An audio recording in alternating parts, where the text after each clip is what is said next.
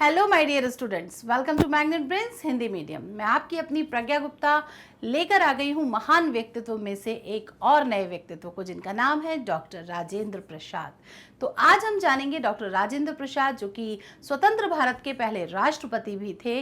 तो उनके जीवन को ये महान बनाने में किन लोगों का योगदान रहा, कौन से ऐसे कार्य उन्होंने किए जिसकी वजह से आज हम एक महान व्यक्तित्व के रूप में उन्हें याद करते हैं।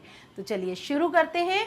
डॉक्टर राजेंद्र प्रसाद, जो कि पाठ संख्या है 34 यानी कि 34। मेरे इस तरफ आप देख रहे हैं डॉक्टर राजेंद्र प्रसाद का फोटो भी है, तो आप एक बार उन्हें पहचान भी लीजिए। हम शुरू करते हैं पाठ। रात्रि आधी से अधिक बीत चुकी थी। एक युवक बिस्तर पर परेशान सा करवटें बदल रहा था। दूर दूर तक आंखों में नींद ना थी। उसे कानों में राष्ट्रीय नेता गोखले के शब्द। अब यहाँ पर गोखले आपके लिए बिल्कुल नया नाम नहीं है, क्योंकि पूर्व पाठों में हम गोखले जी के, गोपाल कृष्ण गोखले जी के बारे में भी पढ़ चुके हैं। तो गोखले जी के शब्द बार बार उनके कानों में गूंज रहे थे। याद आता है ना, कभी कभी सोते समय किसी की बातें हमें बार बार याद आती हैं, तो इन्हें भी याद आ रही थी। कौन सी बात याद आ रही थी? याद रखो युवकों, देश का तुम पर भी अधिकार है। देश का भी तुम पर अधिकार है। तुम जैसे लोगों पर उसका अधिकार और भी अधिक है। थोड़ी सी कंफ्यूजन वाली लाइन है, लेकिन पढ़ेंगे एक दो बार तो समझ में आ जाएगी। एक बार फिर से देखते हैं। याद रखो युवकों, युवकों मतलब नव युवकों के लिए संबोधित करते हुए कहा जा रहा है। देश का भी तुम पर अधिकार है। हम हमेशा क्या कहते हैं कि देश पर मेरा अधिकार है, देश पर मेरा अधिकार है। तो देश का हम पर भी अधिकार है। तुम जैसे लोगों पर उसका अधिकार और भी अधिक है। क्यों तुम जैसे लोगों पर? क्योंकि तुम युवा हो, है ना। किसी भी कार्य को करने के लिए जो दिलों में जज्बा, जोश, जुनून होता है, वो युवाओं में औरों से अधिक होता है। बच्चे बचपन में होते हैं, लेकिन वृद्ध जो होते हैं कहीं ना कहीं वो शारीरिक उस अवस्था में नहीं होते कि किसी प्रकार से बहुत ज़्यादा उत्साह, उमंग या जोश या कोई ऐसा कार्य देश के लिए कर सके जिसमें शारीरिक श्रम की आवश्यकता हो। लेकिन जो देश की युवा शक्ति होती है वो पूरी तरह सक्षम होती है इस काम में। तो यहाँ पर इनको संबोधित करते हुए इन्हें ये शब्द गोखले जी के बार बार याद आ रहे हैं। क्यों याद आ रहे थे, इसको जानने के लिए पाठ को आगे पढ़ते हैं। मातृभूमि विदेशी शासन में जकड़ी हुई थी। ठीक है, बहुत पढ़ लिया हमने कि उस समय अंग्रेजों का शासन था, अंग्रेजों के गुलाम थे। बिल्कुल नई शब्दावली में यहाँ पर उसी बात को नए रूप में कहा जा रहा है। क्या कहा जा रहा है? मातृभूमि जो हमारी है, यानी कि हमारी भारत भूमि विदेशी शासन में जकड़ी हुई थी और उसे उनकी जरूरत थी। किनकी जरूरत थी? युवाओं की। वह भारत माता की पुकार कैसे अनसुनी कर सकते थे? यानी कि जो भारत माता पुकार रही है कि भाई मुझे इस समय तुम्हारी आवश्यकता है, रक्षा की आवश्यकता थी भारत माँ को, तो वो तुम ऐसे अनसुनी कैसे कर सकते हो? परंतु उनकी माताजी और बड़े भाई साहब को ये पसंद नहीं था। राजेंद्र प्रसाद ने अपनी बात पत्र के माध्यम से बड़े भाई साहब तक पहुंचाई। जनरली ऐसा होता है ना कि जब परिवार में कई बार माएँ बहुत डरती हैं कि मेरा बेटा अगर देश सेवा में निकल गया या कोई क्रांतिकारी बन गया या किसी ऐसे कार्य के लिए चला गया और कोई हादसा हो गया, वो लौटा या नहीं लौटा, तो इस तरीके के भय जो होते हैं, अनजान भय, उसके कारण कई बार मम्मियाँ जो होती हैं, माएँ जो होती हैं, वो बच्चों को बाहर नहीं जाने देती। कई माएँ बिल्कुल वीर होती हैं, जैसे कि हमारे कई वीरों की माएँ हुई भी हैं कि जिन्होंने हंसते हंसते अपने बच्चों को फांसी के फंदों पर जाने दिया। दुख उन्हें भी था, ऐसा नहीं है कि वो उनसे परेशान थी या वो उन्हें दुख नहीं हुआ, दुख उन्हें भी हुआ, लेकिन वो दुख उनका मातृभूमि के लिए, मातृभूमि की रक्षा के सामने बहुत कम पड़ गया। ठीक है, तो यहाँ पर भी इनकी मम्मी, जो माता जी थी और बड़े भाई थे, उनको ये पसंद नहीं था कि राजेंद्र प्रसाद जी इस तरीके के बहुत ज़्यादा कामों में इन्वॉल्व हों। तो उन्होंने क्या किया, एक पत्र के माध्यम से, अपने बड़े भाई का शायद लिहाज करते होंगे तो बोल नहीं पा रहे होंगे, तो एक पत्र लिखकर उन्होंने अपने मन की बात उनसे कह दी। क्या लिखा पत्र में? मैं आपके सामने ये बातें न कर सका, आपको कठिनाई में डालना मुझे शोभा नहीं देता। आपने मुझसे बड़ी बड़ी आशाएं बांध रखी हैं। उम्मीद होती है ना बच्चों से किसी चीज़ की कि भाई आगे बड़े होकर तुम ये बनना वो बनना, तो ऐसे इनके बड़े भाई की भी इनसे उम्मीदें थी। तो इन्हें एहसास था इस चीज़ का कि मेरे बड़े भाई को मुझसे बहुत आशाएं हैं। वे सब एक क्षण में नष्ट हो जाएंगी। कब? जब ये कुछ उनकी सोच से अलग काम करने के बारे में बताएंगे। मेरी यदि कुछ महत्वाकांक्षाएं हैं तो वह यही है कि मैं भारत माता की कुछ सेवा कर सकूं। यानी अगर बड़े भाई जो जैसे आम परिवारों में होता है कि भाई तुम डॉक्टर बनना, तुम इंजीनियर बनना, तुम आर्मी में जाना, तुम पुलिस में जाना, ऐसे ही सपने इनसे भी देखे गए होंगे। लेकिन उन सब से हटके ये क्या करना चाहते थे, समाज सेवक बन के देश की यानी कि भारत माँ की सेवा करना चाहते थे। ये देखिए क्या इच्छा थी कि मैं भारत माता की कुछ सेवा कर सकूं। तो ये इनकी महत्वाकांक्षा थी। राजेंद्र प्रसाद को बचपन की जो सबसे पहली घटना याद है वह यह कि अपने और हिंदू मुसलमान दोस्तों के साथ कबड्डी और दूसरे खेल खेलने की है। यानी बचपन जो होता है वो उन सब चीज़ों से परे होता है। वहाँ पर जब इनके जो मित्रों के साथ ये खेला करते थे तो अलग अलग धर्मों के बच्चों के साथ ये बढ़िया खेला करते थे, ठीक है। और वही शायद सबसे अच्छी सोच और सबसे अच्छा समय भी होता है। तो हिंदू मुस्लिम दोस्तों के साथ ये कबड्डी आदि खेल खेला करते थे। उन्हें गांव के मठ में रामायण सुनना और स्थानीय रामलीला देखना बड़ा अच्छा लगता था। जो वहाँ का मठ यानी कि साधु संतों का आश्रम था, वहाँ पर जाकर रामायण सुनना, रामायण का पाठ वहाँ होता रहता था, तो इनको वो सुनना बड़ा अच्छा लगता था। और साथ ही साथ गांव में आपने देखा होगा मनोरंजन के लिए रामलीला वगैरह का आयोजन होता है दशहरे के समय या फिर रामनवमी के समय। तो ये रामलीला देखा ना, अलग अलग पात्र अभिनीत करते हैं, जिसमें कोई हनुमान बनता है, कोई दशरथ बनता है, कोई राम बनता है, सीता बनता है, फिर उनके अलग अलग जो प्रसंग हैं उनकी एक्टिंग की जाती है। तो इस प्रकार से वो पूरा जो रामायण का जो पूरा का पूरा खंड है उसको बहुत शॉर्ट में वहाँ पर बहुत अच्छे से दिखाया जाता है। तो रामलीला देखना इनको बड़ा पसंद था। उनमें चरित्र की दृढ़ता और उदार दृष्टिकोण की आधारशिला बचपन में ही रखी गई थी। यानी जब बच्चे बचपन से ही रामायण सुनेंगे, रामलीला देखेंगे, तो उनका जो बचपन में ही जो उनकी धार्मिक सोच है वो डेवलप हो गई, ठीक है। साथ में उदार दृष्टिकोण, यानी जो हमने ऊपर लाइन पढ़ी कि सभी धर्मों के बच्चों के साथ ये मिलजुल कर खेलते थे, तो उससे क्या हुआ, इनकी उदार दृष्टिकोण यानी ये जाति पाति ये सारे भेदभाव वाली सोच इनकी बनी ही नहीं, बहुत ब्रॉड वाली सोच इनकी बचपन में ही डेवलप हो गई थी, उदार दृष्टिकोण हो गया। चरित्र की दृढ़ता यानी कि मुझे सच बोलना है, मुझे अच्छे काम करना है, मुझे कभी किसी का बुरा नहीं करना, कभी किसी का दिल नहीं दुखाना। तो ये सारी चीज़ें इनकी बचपन से ही इनके अंदर आ गई थी। यानी हर अच्छे व्यक्ति वाला गुण इनमें बचपन से ही शामिल था। बचपन से ही वे बड़े सौम्य और होनहार थे। अब ये तो सोने पे सुहागा हो गया कि इतने सारे ऑलरेडी गुण थे और बचपन से ही सौम्य और होनहार भी थे। सौम्य मतलब सभ्यशालीन और होनहार मतलब इंटेलिजेंट भी थे। उनके स्कूल के दिन परिश्रम और मौज मस्ती का मिश्रण थे। देखिए वो बच्चे जो कि पढ़ने में बहुत अच्छे होते हैं तो वो परिश्रम तो करते ही हैं, साथ में वो मस्ती करने में भी पीछे नहीं होते। कई ऐसे स्टूडेंट होते हैं जो सिर्फ मस्ती पे ध्यान देते हैं, पढ़ाई उनके लिए सेकेंडरी होती है, तो वो हमेशा डांट खाते रहते हैं क्योंकि मस्ती की अहमियत नहीं है फिर, है ना। लेकिन कुछ ऐसे होते हैं जो पढ़ाई भी करते हैं यानी कि परिश्रम भी करते चलते हैं।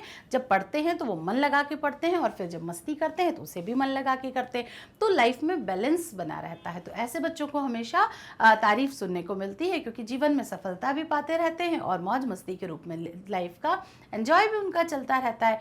तो ये बिल्कुल ऐसे ही थे जिनके जीवन में परिश्रम और मौज मस्ती दोनों साथ साथ चल रही थी।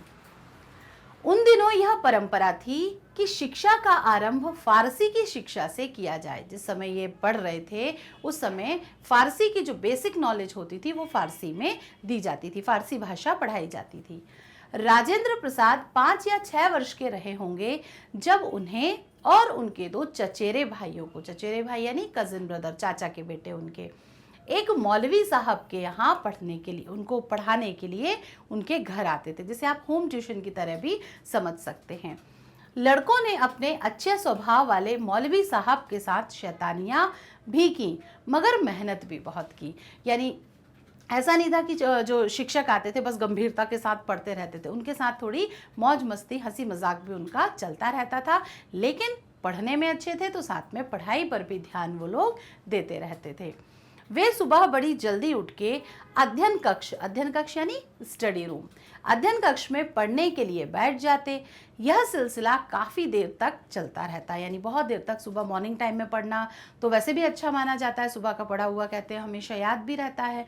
तो ये क्या करते हैं, सुबह सुबह अपना स्टडी रूम में बढ़िया बैठ कर वहाँ पर पढ़ने लगते, और ये सिलसिला काफ़ी देर चलता रहता। मतलब अब ये नहीं था कि बस जल्दी से आधा घंटा पढ़ लिया, 1 घंटा पढ़ लिया, काफ़ी सारा सुबह वो रिवीजन और जो याद करने का काम था ये वहाँ पर बैठकर उसको करते रहते।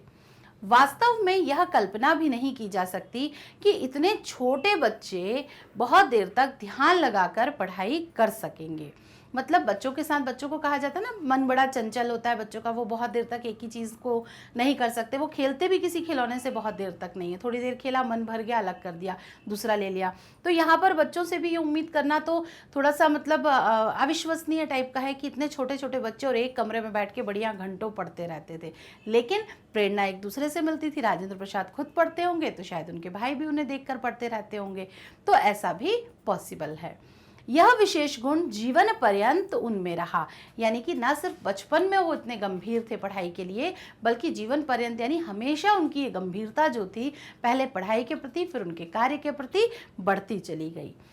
इसी गुण ने राजेंद्र प्रसाद को विशिष्टता भी दिलाई, और इसी गुण के कारण मैंने भी आपको बताया था भारत का कौन सा सर्वोच्च पद उनने संभाला था, तो शायद यही गुण था जो आगे चल के उनकी इस प्रकार से उस गुण का प्रभाव उन पर पड़ा था। तो इस पैराग्राफ से आप क्या समझ सकते हो कि मस्ती करना भी ज़रूरी है। ऐसा नहीं है कि सिर्फ पढ़ाई पढ़ाई और पढ़ाई, लेकिन यहाँ हमने कितनी स्पष्ट लाइन पढ़ी कि परिश्रम और मौज मस्ती का मिश्रण था उनका जीवन, यानी आप पढ़ाई भी करिए, मस्ती भी करिए, लेकिन दोनों के बीच में एक बैलेंस होना चाहिए, दोनों के बीच में एक अनुशासन होना चाहिए कि जब हम जैसे पढ़ रहे हैं तो सिर्फ पढ़ेंगे। जैसे आप पढ़ते समय प्लेग्राउंड में अपनी किताब नहीं ले जाते, वैसे ही अध्ययन कक्ष में आपके दिमाग में खेल कूद नहीं होना चाहिए, वहाँ पर सिर्फ पढ़ाई, जैसे खेल के मैदान में सिर्फ खेल होता है।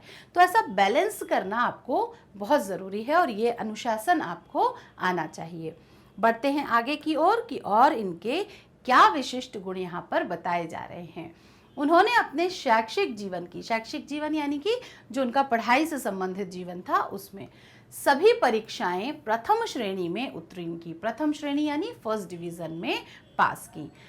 सन 1915 ईस्वी में कानून परीक्षा में वे 5 प्रांतों में प्रथम आए। कानून परीक्षा यानी लॉ का जो एग्जाम इन्होंने दिया, उसमें 5 प्रांत यानी कि 5 प्रदेशों में वहां पर ये प्रथम आए, यानी फर्स्ट डिवीजन से, मतलब वहां सबसे ज्यादा टॉप किया इन्होंने। मेधावी छात्र होने के कारण उन्हें अनेक छात्रवृत्तियां भी प्राप्त हुई। छात्रवृत्ति यानी कि स्कॉलरशिप भी मिल गई उनको। उनके बारे में कहा जाता है कि जिस कक्षा की उन्हें परीक्षा देनी होती थी वह उसके आगे की कक्षा की भी पुस्तकें पढ़ा करते थे। ये तो आपके लिए बहुत बड़ी प्रेरणा के समान है कि जैसे कि भी आप 7th क्लास में हैं तो 7th का तो आप पढ़ ही रहे हैं, लेकिन अगले साथ साथ आप पैरेलली उसके 8th की किताबों में भी देखते रहें कि भाई 7th में तो मैंने ये पढ़ लिया, अब इसके बारे में 8th में क्या दिया हुआ है। तो ये जो क्यूरियोसिटी कहते हैं, जिसको जानने की इच्छा जिसे कहते हैं, वो इनके अंदर कूट कूट कर भरी हुई थी। परिश्रमी तो थे ही, तो जो मेहनत है वो बहुत जल्दी रंग ले आती थी। ठीक है, विद्यार्थी जीवन से ही डॉक्टर राजेंद्र प्रसाद अनेक सार्वजनिक कार्यक्रमों में भाग लिया करते थे। मतलब लाइफ में सिर्फ पढ़ना, खेलना, मौज मस्ती ही काफ़ी नहीं है, कुछ क्रिएटिविटी भी ज़रूरी है, कुछ एक्टिविटीज़ भी ज़रूरी हैं। तो ये सार्वजनिक कार्यक्रमों में भाग लिया करते थे। सार्वजनिक कार्यक्रम क्या होते हैं? जहाँ पर बहुत सारी गैदरिंग होती है, बहुत सारे लोग आते हैं, तो उसमें आप कोई उत्सव का आयोजन समझ सकते हैं, किसी सभा का आयोजन समझ सकते हैं, किसी खेल कूद का या किसी प्रोग्राम का आयोजन समझ सकते हैं, उसमें भी ये निश्चित रूप से भाग लिया करते थे। उन्होंने कोलकाता के प्रेसिडेंसी कॉलेज की सभाओं में लगन व उत्साह से भाग लिया। कॉलेज में भी बहुत सारी, जैसे स्कूलों में आपके वार्षिक उत्सव होता है, बहुत सारी जयंतियाँ, त्यौहार आदि मनाए जाते हैं, धार्मिक राष्ट्रीय त्यौहार मनाए जाते हैं, वैसे ही कॉलेजेस में भी ये प्रोग्राम होते हैं। तो उन्होंने जो कॉलेज में भी जो सारे प्रोग्राम हुआ करते थे उसमें लगन और उत्साह से भाग लेते थे। वे जिस काम को हाथ में लेते थे उसे पूरा करके ही छोड़ते थे, अब चाहे वो पढ़ने का हो या कोई अन्य कार्य हो। एक बड़ी अच्छी आदत उनमें थी कि जो काम उन्होंने शुरू किया है उसको पूरा अंत तक पहुंचाते थे, और वो भी सफलतापूर्वक। ये नहीं कि कोई काम, जैसे मान के चलिए किसी बुक को पढ़ना शुरू किया, अब उसको 6-7 दिन तो पढ़ा, फिर कहा अरे नहीं यार मज़ा नहीं आ रहा है, कंटेंट अच्छा नहीं लग रहा है, छोड़ दो इसको। लेकिन उसकी जगह, ये एक मेरा उदाहरण था, तो उसकी जगह ये किस प्रकार के व्यक्ति थे कि अगर उस किताब को शुरू किया है तो बिल्कुल उसको पढ़ेंगे और अंत तक पढ़ने की कोशिश करेंगे। देखिए, हर एक चीज़ में कुछ उतार चढ़ाव होते हैं, कभी कुछ अच्छा, कभी कुछ इंटरेस्टिंग, कभी कुछ बोरिंग होता है, क्योंकि वो किताबें हैं, कहानियाँ हैं, ज़रूरी नहीं है कि वो एक जैसी चलें। तो यहाँ पर भी ये क्या करते थे, जिस काम को हाथ में लेते थे, ज़रूरी नहीं है कि वो काम एक जैसी रुचि हमको उसमें बनी रहे। कभी कभी कुछ ऐसे काम होते हैं जब शुरुआत में बड़ा इंटरेस्ट होता है, लेकिन धीरे धीरे वही करते करते बोरिंग लगने लगता है। लेकिन कुछ काम ऐसे होते हैं जो शुरुआत में बोरिंग लगते हैं, लेकिन धीरे धीरे करते करते वो हमें फिर इतने अच्छे लगने लगते हैं कि हम सोचते हैं कि चलो अब इसको कर ही लेते हैं। 2-4 दिन में करने वाला काम भी हम एक ही दिन में कर देते हैं, है ना। तो ये इंटरेस्ट तो हमारा कम ज़्यादा होता रहता है। लेकिन ये इनकी क्या आदत थी, जिस काम को हाथ में लेते उसे पूरा करके ही छोड़ते थे।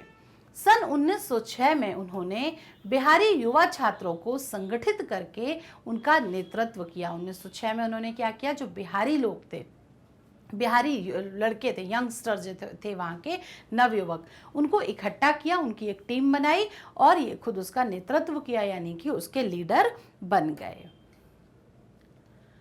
शिक्षा दीक्षा के बाद क्या किया, मतलब जब पढ़ाई लिखाई इनकी हो गई, अब पढ़ाई लिखाई कितनी एक्सीलेंट हुई है वो तो हम समझ ही गए। अब शिक्षा दीक्षा के बाद इन्होंने क्या किया वो सुनिए। मुजफ्फरनगर के एक कॉलेज में अध्यापन का कार्य, एक शब्द होता है अध्ययन जिसका अर्थ होता है पढ़ना, ये है अध्यापन जिसका अर्थ है पढ़ाना, ठीक है। तो यहाँ पर इन्होंने पढ़ाने का कार्य भी किया था। कोलकाता विश्वविद्यालय के लॉ कॉलेज में प्रोफेसर भी बन गए। पहले ये यहाँ पर अध्यापन कार्य किया मुजफ्फरनगर में, और फिर कोलकाता विश्वविद्यालय के लॉ कॉलेज में भी ये प्रोफेसर बन गए। पटना हाई कोर्ट में भी इन्होंने वकालत, हमने अभी बीच में पढ़ा था ना कि इन्होंने लॉ की पढ़ाई भी की है, तो यहाँ पर इन्होंने वकालत का काम भी किया था। पटना हाई कोर्ट में, अब यहाँ पर हम उनकी वकालत के बारे में कुछ जानेंगे। तो पटना हाई कोर्ट में वकालत में उन्हें खूब सफलता मिली। उनकी जितनी आमदनी होती थी उसमें गरीब विद्यार्थियों का हिस्सा अवश्य होता था। यानी जो ये अपनी कमाई होती थी, जो उनकी आमदनी होती थी, अर्निंग जिसे हम कहते हैं, उसमें ऐसा नहीं कि वो पूरा खुद रखते थे, उसमें एक हिस्सा वो किसके लिए बचाते थे, गरीब विद्यार्थी यानी कि जो पुअर स्टूडेंट्स होते हैं उनके लिए वो एक हिस्सा बचाया करते थे। वह अपनी आमदनी यानी इनकम का अधिकांश भाग प्रायः गरीब विद्यार्थियों की सहायता करने में खर्च किया करते थे। संयोग से इन्हीं दिनों बंगाल में स्वदेशी आंदोलन चल रहा था। जब ये सारी बातें घटनाएं चल रही हैं उस समय बंगाल में स्वदेशी आंदोलन चल रहा था। डॉक्टर राजेंद्र प्रसाद स्वतंत्रता प्रेमी थे। पाठ की शुरुआत में ही हमने पढ़ा कि वे मातृभूमि की सेवा करना चाहते थे और वे स्वतंत्रता प्रेमी थे। उन्हें बंधनों का जीवन पसंद नहीं था, वे स्वयं आज़ाद रहना चाहते थे और दूसरे को भी आज़ाद रहने में विश्वास करते थे। अतः देश की सेवा के लिए इन्होंने वकालत की आमदनी से मुंह मोड़ लिया और स्वदेशी आंदोलन में शामिल हो गए। वकालत में क्या होता है, बस कोई केस आपके हाथ में आया तो बस जीतना या हारना, बस ये एक प्रोसेस होता है। तो उसमें मातृभूमि की सेवा का भाव इनको शायद नहीं आ रहा हो, तो इन्होंने क्या किया, उससे मुंह मोड़ लिया, यानी कि उस काम को थोड़ा सा रोक कर ये स्वदेशी आंदोलन, हमने स्वदेशी आंदोलन के बारे में भी अपने पूर्व पाठों में मैंने आपको बताया था कि जो विदेशी वस्तुएं, जो फॉरेन से हमारे देश में जो चीज़ें आती हैं उनका प्रयोग बंद करना, उसका बहिष्कार करना होता है, और अपने देश में बनने वाली वस्तुओं का प्रयोग अधिक से अधिक करना, ये स्वदेशी आंदोलन था, है ना। कि जो भी चीज़ हम प्रयोग करेंगे, चाहे वो खाने की हो, चाहे वो पहनने की हो, उपयोग करने की हो, वो सब हम वही वस्तुओं का प्रयोग करेंगे जो हमारे ही देश में बनती हैं। जो विदेशों से हमारे देश में आती हैं हम उनका प्रयोग नहीं करेंगे। तो स्वदेशी आंदोलन में उन्होंने भाग ले लिया। उन्हें अपनी नेतृत्व क्षमता को प्रदर्शित करने का वास्तविक अवसर, जो उनकी नेतृत्व लीडरशिप क्वालिटी थी जो उनके अंदर, उसको प्रदर्शित करने का जो रियल एक्सपीरियंस उनको हुआ, अनुभव हुआ, 1917 में चंपारण सत्याग्रह में मिला। जब गांधी जी का चंपारण सत्याग्रह हुआ, इस समय उन्हें अपने नेतृत्व क्षमता का प्रयोग करने का अवसर मिला। यह भारत का प्रथम किसान आंदोलन था। यानी एक सामान्य ज्ञान के लिए भी आप याद कर सकते हैं कि जो चंपारण आंदोलन था वो किससे संबंधित था, किसानों से संबंधित था। यहीं से उनके राजनैतिक और राष्ट्रीय जीवन का शुभारंभ हुआ। यानी यहाँ से उनको वो दिशा मिल गई, वो आशा की किरण मिल गई जो वो मातृभूमि की सेवा के लिए, जिसके लिए वो व्याकुल थे करने के लिए। अंग्रेजों के अत्याचार के विरुद्ध नील की खेती करने वालों ने आंदोलन किया था, जिसका नेतृत्व गांधी जी ने किया था। नील एक चीज़ होती है जो इंडिगो होता है ना, उसकी खेती की जाती थी। वो बहुत महंगा होता था, लेकिन अंग्रेज़ों ने काफ़ी सारी रोक टैक्स वगैरह उस पर लगा रखे थे ताकि हम भारतीयों का मुनाफा कम से कम हो। तो उसी के अगेंस्ट यहाँ पर आंदोलन किया गया, जिसका नेतृत्व कौन कर रहे थे? महात्मा गांधी कर रहे थे। यह आंदोलन इतना प्रचंड और प्रखर था कि अंग्रेज़ों को इसके आगे घुटने टेकने पड़े। इस आंदोलन ने डॉक्टर राजेंद्र प्रसाद और बिहार को सारे देश में ख्याति दिला दी। यानी कि पूरा जब ये आंदोलन चला, चंपारण सत्याग्रह चला, तो उससे क्या हुआ? राजेंद्र प्रसाद को पूरे बिहार और पूरे देश में प्रसिद्धि मिल गई। हर बच्चा उनको उस समय जानने लगा। सत्याग्रह के अवसर पर गांधी जी से डॉक्टर राजेंद्र प्रसाद की भेंट हुई थी। अभी तक ये मिले नहीं थे, जानते थे बट मिले नहीं थे। अब ये जो सत्याग्रह का अवसर हुआ, सत्याग्रह वाला जो आंदोलन चला था, उस समय गांधी जी और डॉक्टर राजेंद्र प्रसाद जी की भेंट हुई यानी मीटिंग हुई, मिले वो लोग। बापू बहुत दूरदर्शी हैं, महात्मा गांधी बहुत दूर तक की सोचते थे, इसलिए मैंने अपने दृष्टिकोण को उनके सामने रखना नियम बना लिया है। यदि उन्होंने उसको मान लिया तो ठीक है, वरना मैं उनकी सलाह को स्वीकार कर लेता हूँ। ये उन्होंने एक स्टेटमेंट की तरह अपना वक्तव्य यहाँ पर प्रस्तुत किया है। ठीक है, आगे देखते हैं डॉक्टर राजेंद्र प्रसाद की आत्मकथा से। गांधी जी से भेंट के बाद डॉक्टर राजेंद्र प्रसाद उनके अनुयायी बन गए, यानी कि अगर आपकी भाषा में कहा जाए उनके फॉलोअर बन गए। ठीक है, उनके बताए रास्ते पर वो चलने लगे, उनके हिसाब से वो कार्य करने लगे। वे सत्य और अहिंसा के मार्ग से कभी विचलित नहीं हुए, मतलब वो अटल थे। सच बोलना है तो बोलना है और अहिंसा का मार्ग अपनाना है तो अपनाना है। कितना भी कुछ हो जाए, ना तो शारीरिक हिंसा करेंगे ना मानसिक हिंसा करेंगे। हिंसा का अर्थ होता है किसी को भी मन वचन से तकलीफ देना, मारना उसको। लेकिन अहिंसा का रास्ता क्या होता है? किसी को मन वचन वाणी से, शरीर से चोट पहुंचाना, कष्ट पहुंचाना, ये सब ना करना अहिंसा कहलाता है। उन्होंने कहा कि परिस्थितियां कैसी भी हों, उन्होंने अपनी बात सज्जनता, अपने मन की सज्जनता और सरलता को कभी नहीं छोड़ा। इन्हीं उनके गुणों के कारण गांधी जी भी उन्हें हृदय से प्यार करते थे। यानी गांधी जी को भी इन्हीं गुणों के कारण वे बहुत ज्यादा प्रिय थे। सन 1934 ईस्वी में बिहार भूकंप के समय, जब बिहार में एक बहुत खतरनाक भूकंप आया, डॉक्टर राजेंद्र प्रसाद ने अपनी बेजोड़ संगठन शक्ति का परिचय दिया। बेजोड़ संगठन शक्ति यानी बचाव कार्य किए जाते हैं जब कभी भूकंप जैसी कोई आए। कितना जनधन हानि होती है, कितने सारे लोगों के घर बर्बाद हो जाते हैं, जान चली जाती है, कितने लोगों के परिवार बिगड़ जाते हैं, किसी का कोई व्यक्ति मिल नहीं रहा, मलबे में दब गया, तो कितनी अजीबोगरीब टाइप की समस्याएं उस समय आती हैं। लेकिन उन्होंने अपनी बेजोड़ संगठन शक्ति से उस समय बहुत लोगों के बचाव कार्य, राहत दल जैसे कार्य भी कराए। भूकंप की विभीषिका यानी बहुत ज़्यादा तकलीफ, तो भूकंप की विभीषिका से बिहार की जनता तिलमिला रही थी। डॉक्टर राजेंद्र प्रसाद से ये पीड़ा नहीं देखी गई। वे स्वयं उस समय बीमार थे, लेकिन अपनी बीमारी की चिंता ना करके वे सहायता कार्यों में लग गए।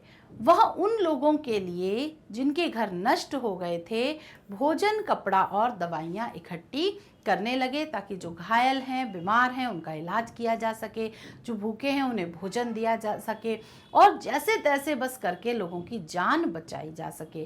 तो इस तरीके का एक तरह का राहत कार्य जिसे हम कहते हैं, रेस्क्यू ऑपरेशन जिसे आप समझते हो, वो उनका उसकी कामों में वहाँ पर लग गए। ठीक है, डॉक्टर राजेंद्र प्रसाद की सरलता, सादगी और समाज सेवा की ऐसे अनेक घटनाएं हैं, अनेक उदाहरण प्रचलित हैं।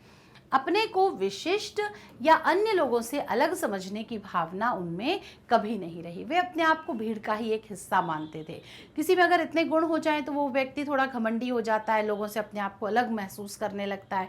लेकिन इनकी व्यक्तित्व की खासियत क्या थी कि इतने विशिष्ट गुणों के होने के बावजूद भी ये लोगों को, सबको एक समान समझते थे और उसी भीड़ का हिस्सा स्वयं को मानते थे। किसी भी प्रकार का अहंकार या घमंड इनके अंदर नहीं था। एक अवसर पर डॉक्टर राजेंद्र प्रसाद पटना से दरभंगा जा रहे थे। उस समय अत्यंत भयानक गर्मी थी, गर्मियों का मौसम था।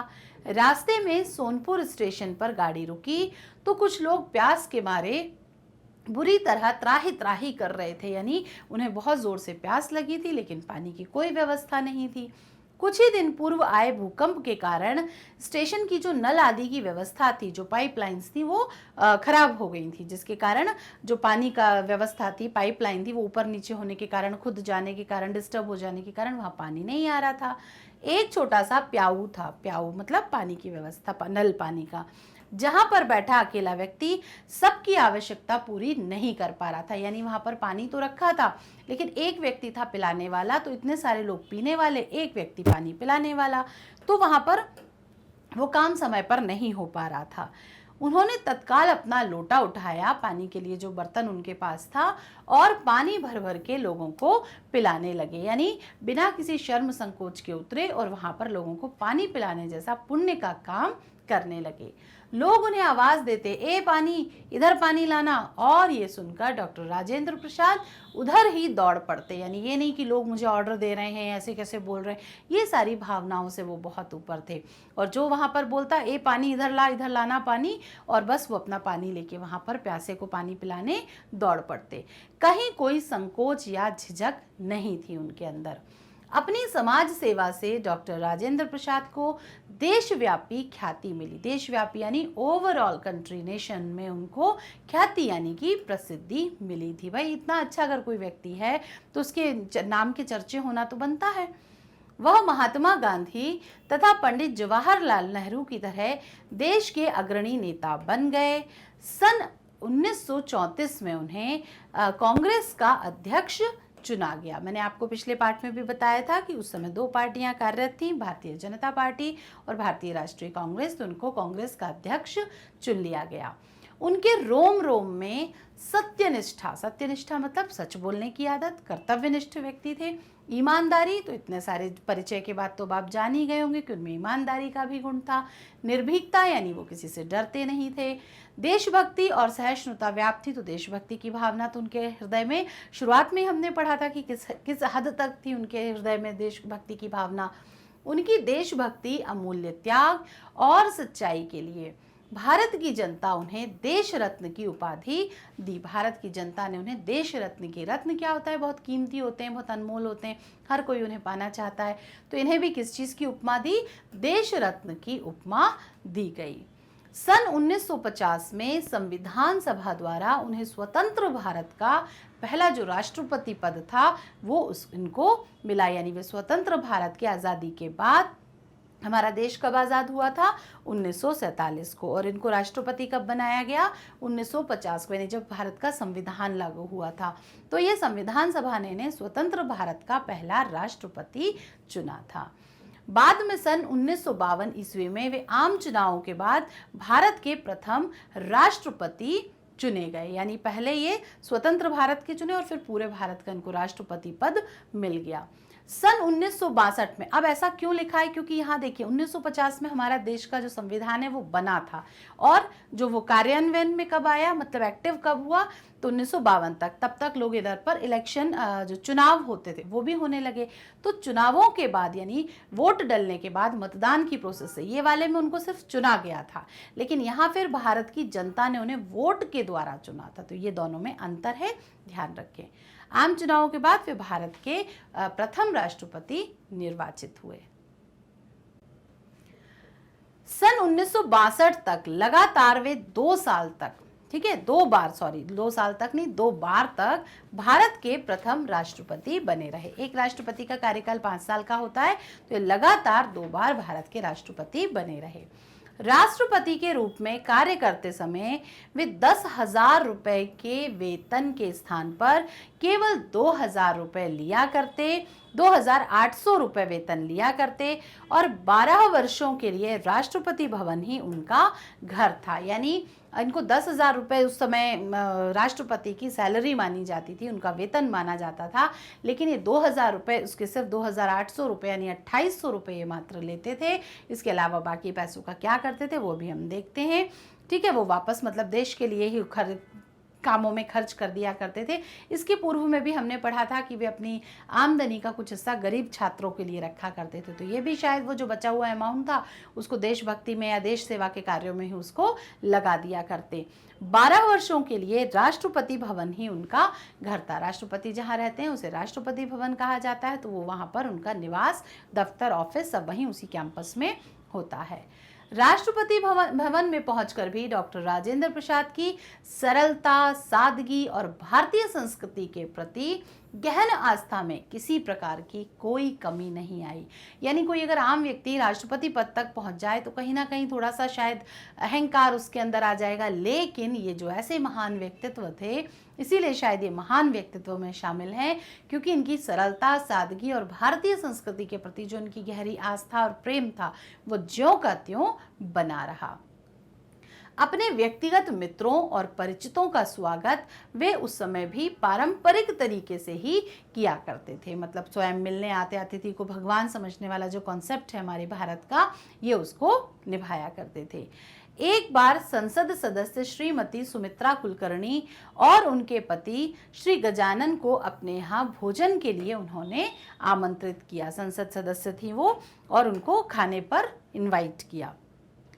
इसका वर्णन करते हुए श्रीमती कुलकर्णी ने लिखा है कि मैं सोचती थी कि हम लोग पाश्चात्य ढंग से औपचारिक भोज पर जा रहे हैं, यानी एक राष्ट्रपति के घर हम भोज पर जा रहे हैं तो काफ़ी फॉर्मल सी मीटिंग होगी, वो है ना, एक औपचारिकताएं होंगी जिसमें वो वाले ढंगों से वहाँ पर मीटिंग होगी। लेकिन भोजन के लिए राजेंद्र बाबू हमें एक छोटे से भोजन के कमरे में ले गए।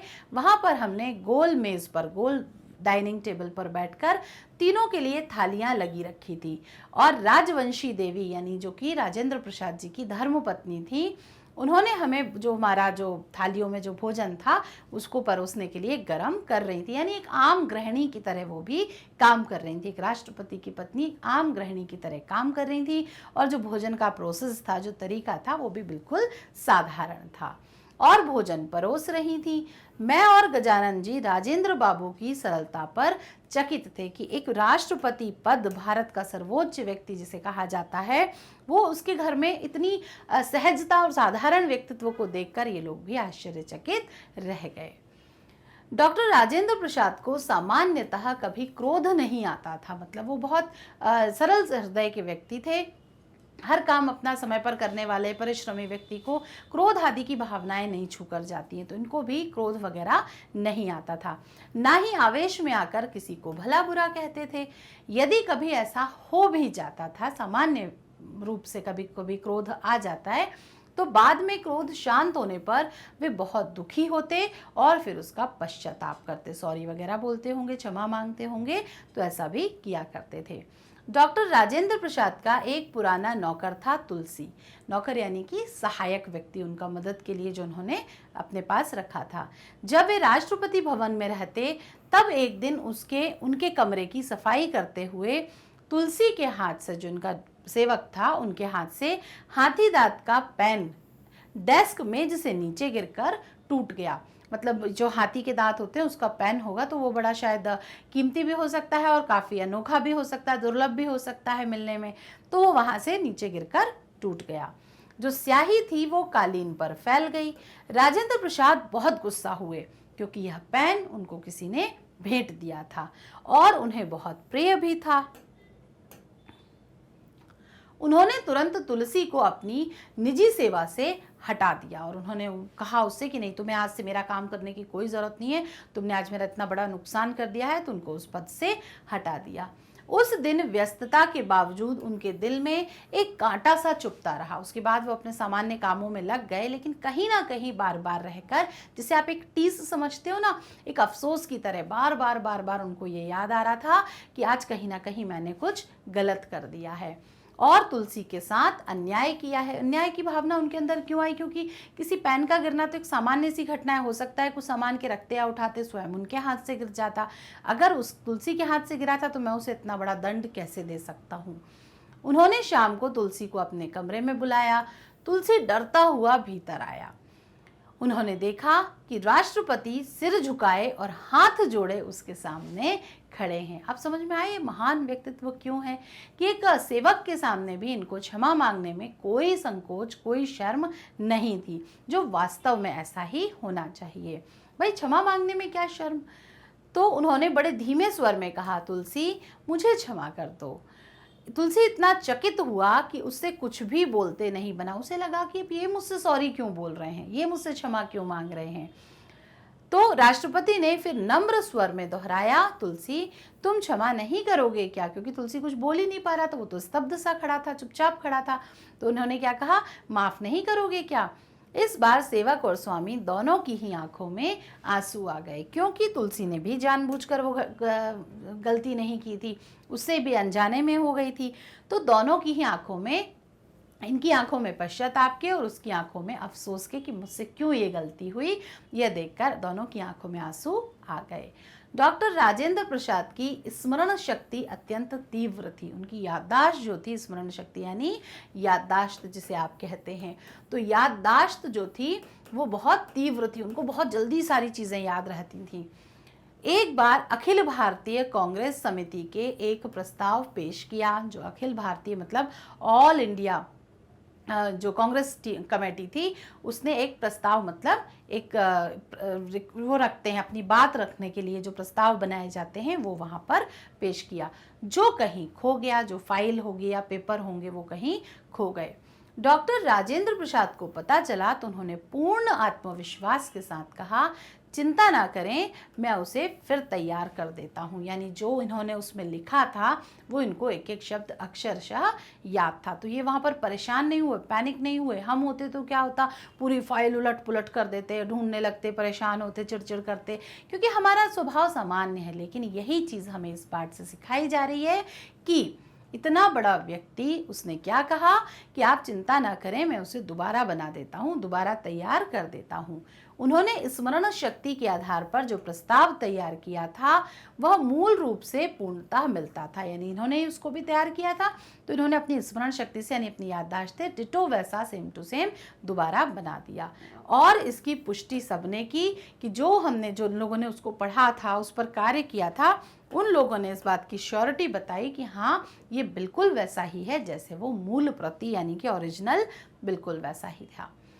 आज हिंदी भाषा के अनन्य पुजारी के रूप में भी उन्हें याद किया जाता है। क्यों आज हम ये पाठ पढ़ रहे हैं? इसी बात की वजह से कि इनका जो व्यक्तित्व है वो आपको और यहाँ पर सिखाने के लिए इस पुस्तक में दिया गया है कि आप इनके जीवन से कितना सारा कुछ सीख सकते हैं। इसलिए ये पाठ आपके पाठ्यक्रम में शामिल किया गया है। उन्होंने हाई स्कूल तक हिंदी माध्यम से शिक्षा दिलाने तथा विश्वविद्यालयों में हिंदी को सर्वोच्च स्थान दिलाने के अनेक उपाय किए। हिंदी को राजभाषा बनाने का श्रेय डॉक्टर राजेंद्र प्रसाद को ही जाता है। अब आप यहाँ पर ये देखेंगे राजभाषा शब्द क्या होता है। तो जिस भाषा में राज्य का राजकीय कार्य किया जाता है, शासन के कार्य किए जाते हैं, वो उस प्रदेश की राजभाषा कहलाती है।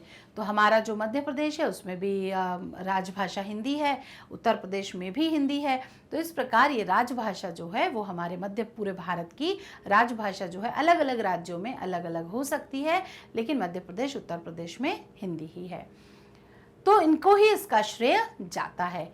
इसके साथ ही वह मानते थे कि यदि हमें आधुनिक विश्व के साथ अपनी गति बनाए रखनी है तो अंग्रेजी की भी उपेक्षा नहीं करनी चाहिए। देखिए, हम अपनी जो सीमा है उसको ये तो नहीं मान के चलेंगे कि हम कभी भारत से बाहर निकलेंगे ही नहीं।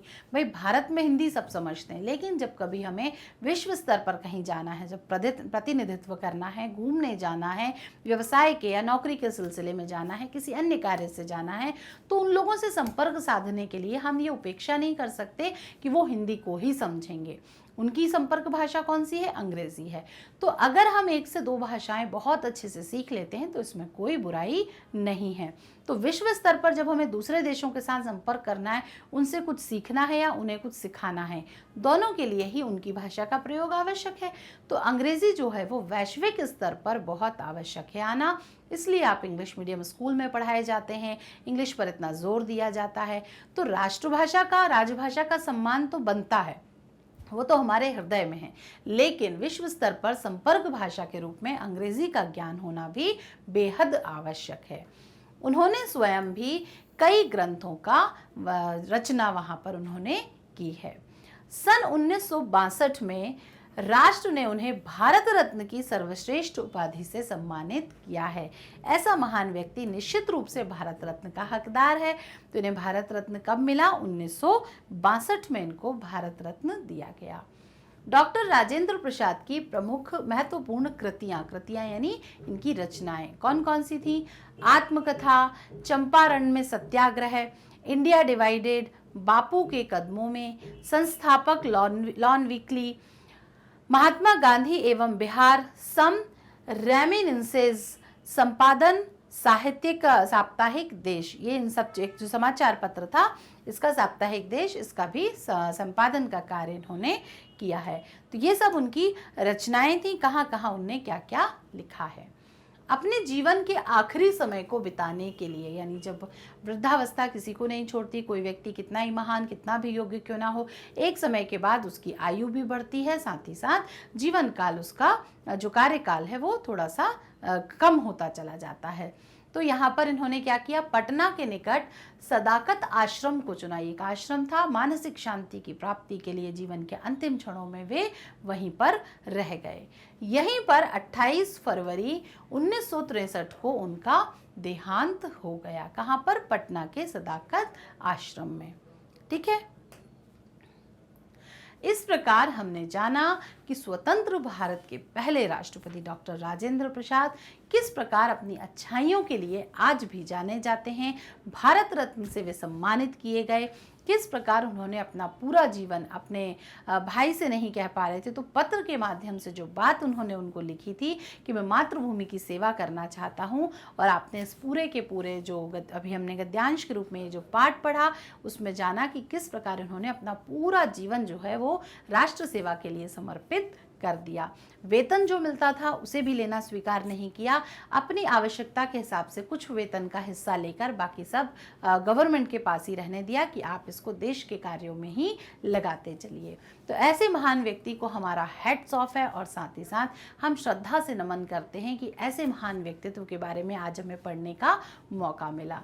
ठीक है, तो यहाँ पर आज ही हम पाठ को समाप्त करते हैं। अगले वीडियो में हम इसके प्रश्न और उत्तर करेंगे, क्योंकि पाठ हमने इतने अच्छे से पढ़ा है तो प्रश्न और उत्तर तो अब हो जाएंगे बेहद आसान। तो कीजिए मेरा इंतजार। तब तक के लिए देखते रहिए मैग्नेट ब्रेन्स हिंदी मीडियम, क्योंकि यहाँ पर न केवल सिर्फ आपकी कक्षा के बल्कि हर एक कक्षा के हर एक विषय के ढेरों वीडियो मौजूद हैं। तो आप अपने अन्य विषयों का भी यहाँ पर वाचन कर सकते हैं। साथ ही साथ चाहे सीबीएसई इंग्लिश मीडियम हो, हिंदी मीडियम हो, UP board, Bihar board, Madhya Pradesh board, सभी के यहाँ पर सारे सब्जेक्ट के वीडियो बिल्कुल पूरी तरह निःशुल्क उपलब्ध हैं। इसका कोई सब्सक्रिप्शन, कोई चार्ज आपसे नहीं लिया जाता, ना ही कोई पैक आदि खरीदने जैसी बात यहाँ पर की जाती है। तो ये पूरी तरह निःशुल्क है। इसका लाभ उठाइए, अपना विकास करिए और अपने आप को भी ऐसा ही महान व्यक्तित्व बनाने में एक कदम आगे बढ़ा दीजिए। ठीक है, हमारे साथ बने रहने के लिए, नए लोगों को जोड़ने के लिए आप फेसबुक, इंस्टाग्राम, ट्विटर और टेलीग्राम की मदद ले सकते हैं। बुक्स और ई बुक्स के कलेक्शन के लिए जो आप डिस्क्रिप्शन बॉक्स में एक लिंक दे रहे हैं उस पर क्लिक कीजिए। एक गूगल फॉर्म ओपन हो जाएगा। गूगल फॉर्म में आवश्यक जानकारी भरकर सबमिट कर दीजिए। फॉर्म आएगा हमारे पास, ज़रूरी चीज़ें आपके पास तक पहुँच जाएंगी। और वीडियो को लाइक, कमेंट और शेयर तो आप देखिए कहने की आवश्यकता ही नहीं है, क्योंकि लाइक आप कर रहे हैं, शेयरिंग आप शुरू कर ही चुके हैं करना, क्योंकि ज्ञान बांटने से बढ़ता है, ये बात अब आप भी समझ चुके हैं। और कमेंट तो आप कर ही रहे हैं। मिलते हैं अपने अगले वीडियो में प्रश्नोत्तर और MCQs में। तब तक के लिए रखिए अपना खास ख्याल। Bye bye.